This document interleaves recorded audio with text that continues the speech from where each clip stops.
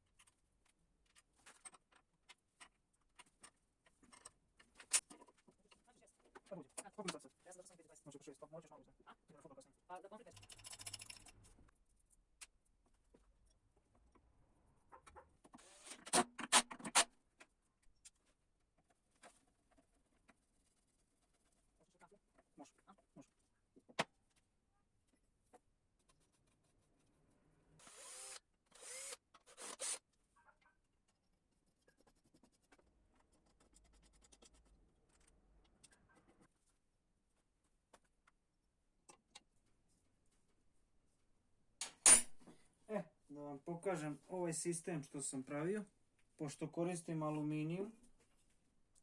I sad kad bi sa šrafom, kao što se klasično pravi šraf pa da stisne, izjeo bi ovaj aluminijum. Tako da sam napravio ovaj sistem. Ova dva delića ulaze unutra kako se zavrće šraf i s ovim se stišće ova ruka aluminijum. I ne oštećuje se. A i mnogo jače i bolje drži. I ne mora jako da se steže.